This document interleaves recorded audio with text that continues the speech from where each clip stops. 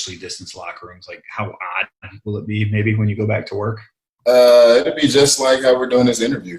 Kind of weird, kind of awkward, but at the end of the day, it's getting the job done. So it might be kind of weird when we first start back.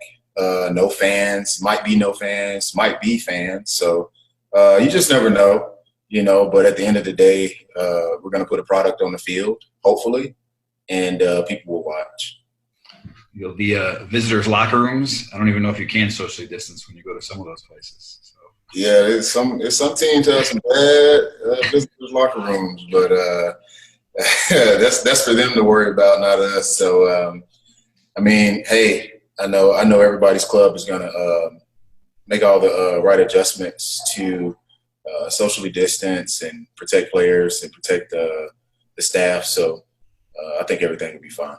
There was a talk about shortening the preseason, getting guys back obviously on time for training camp, but giving you sort of the ramp up period. As a veteran, how many preseason games do you need? Do you think players need to get ready for the regular season? Well, I've been around. I've seen every face of the NFL. I've been cut. I've been out. So I know how important that fourth preseason game is to some guys, because I've been in their shoes, So however many games guys need, like the guys that are really fighting to make the roster, they should get that opportunity to make somebody else's roster, because I've done that before, made another team's roster. So I never count out preseason games. I know a lot of veterans look at it like, man, we just probably need like 2. And I'm probably with them on that boat right now in this stage of my career. But I know how important that fourth preseason game is for guys, and I want them to go out and have a fair opportunity to make somebody's club. Thank you. Thanks. Tim? Hey, thanks for doing it, Nick. Appreciate it. I like the T-shirt, by the way. Oh, yeah. Thanks, bro. Hey, obviously you guys would want to be in Allen Park working on the field, doing OTAs and kind of getting to know your new teammates. But I'm just curious, have there been any maybe hidden pluses, any bonuses, anything that you've learned maybe that can benefit you in the long run to this virtual off season and doing all this stuff, via Zoom and things of that nature? I think from a training standpoint, you're able to just focus in on your training. Whatever that may be, focus in on just your body in general. If we're at OTAs and stuff like that, you may have like nicks and bruises just from like knocking knees or jam fingers or something like that. So not that OTAs and minicamp is a big pull on you physically, but I think with this whole virtual thing, guys are getting more time at home, with families and family time, and really appreciating the little things in life that kind of go unnoticed. So I think for me, it's family and being able to just train, just see my body change and really get ready for this season. Justin? Hey, Nick, this comment's obviously a little tongue-in-cheek, but I'm not sure you're doing Twitter right. Seems like your thoughts are rarely reactionary. Seems like you really seem to put a lot of thought into what's going on into the world and ask a lot of questions. I'm just wondering, where does that perspective come from when you really try to, I guess, dig deep into issues and make sure you're speaking from an educated point of view, as opposed to reacting, I guess, emotionally to some very emotional issues that are going on right now? Yeah, I attribute a lot of it to just, everybody on this call know I grew up a black man.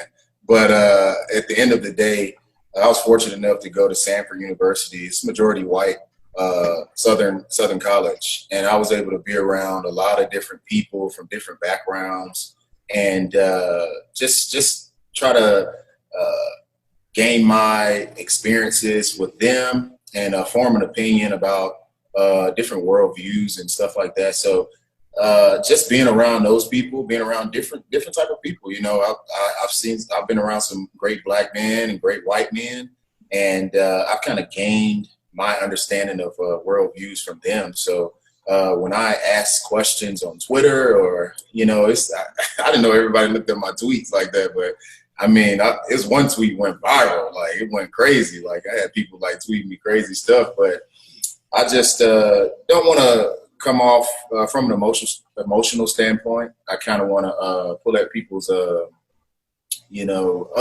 avenues of trying to look at an issue, because we all don't have the answers, obvious. And I just want to, just ask the tough questions and have people kind of think about it. And I'm thinking about it. I'm not really talking to anybody. I'm just tweeting it. I'm thinking about it myself. So just going through life that way. And social media obviously isn't a great reflection of reality. I think we get probably more extremes as you're having these conversations more in team meetings, whether it's the coronavirus or the Black Lives Matter. What is your approach as the team is discussing these issues? Are you a vocal guy? Are you a sit back and listen guy? I mean, how are you participating in these team meetings right now? I think with the Zoom meetings, I mean, I haven't even been to the facility yet. Like, come on now. Like, I haven't even been around the guys physically, around my teammates physically. So I'm kind of a sit back type of guy right now, because you can only pick up so much on a virtual meeting. Stuff might cut in and out, and you really don't get to know people on a personal level unless you're doing life with them, like going to meetings, doing OTAs, doing the workouts and stuff like that. So I kind of sit back, I listen, see how guys are reacting to certain issues, and I think that's what we all need to do. I feel like we all need to just take a step back and just listen to where people are coming from, and then you voice your opinion, and then we meet in the middle ground. It's not one way or the other. It's let's meet in the middle ground and let's progress forward. Let's not continue to go back and think about everything that's happened in the past. Let's acknowledge what's happened in the past and let's move forward. Thanks, Nick. Thanks, Justin. Dan Miller. Hey, Nick. We appreciate the time, number one. Thank you. Things really clicked for you last year. You mentioned a moment ago some of the things that you had been through in your career.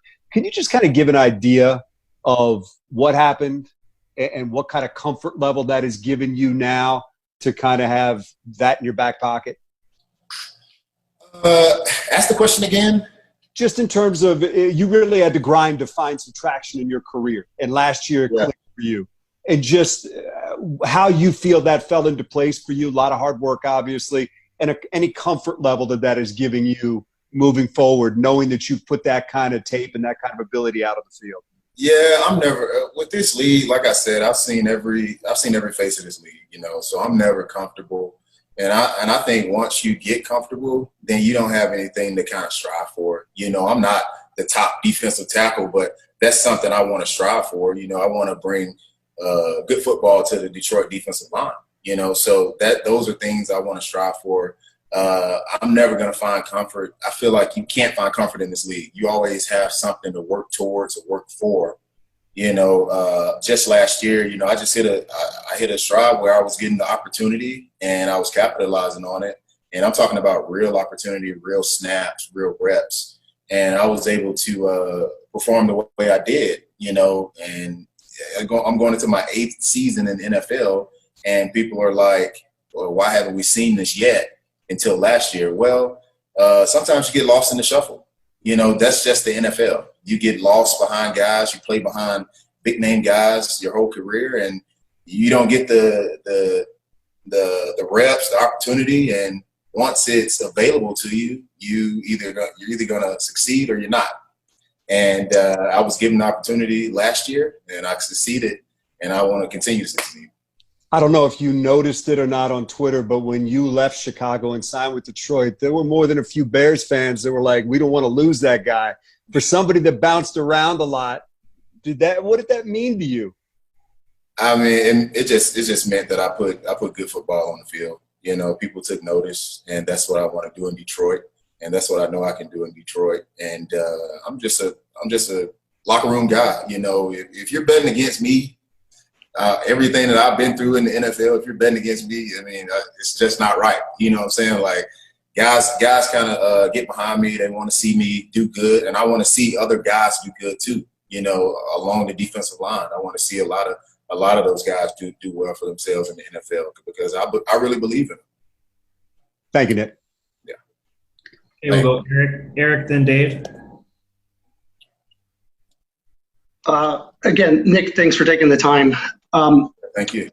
Everyone that's except for the rookies, everyone on the defensive line has familiarity with the Lions scheme.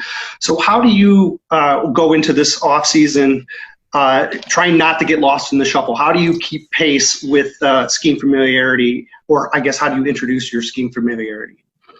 I think it's just hopping on more calls with my defensive line coach, Bo, you know, and just trying to get familiar as I can because nothing beats being able to actually walk through the defenses and, you know, be with the other players and be able to do OTAs and go through the different checks and calls and stuff. So nothing beats that. But the way you can kind of get to that level is more meeting time, you know, more meeting time with Bo, more meeting time with Coach Underlin. So, I mean, I just have to continue to once the Zoom meeting calls are done, I'm going to still probably be hopping on calls with them to kind of walk me through it. So once we be able to report and we get rolling, I mean, we got to have everything rolling at a certain tempo. So I don't want to be left behind in the shuffle because I'm lagging in the playroom or something like that. So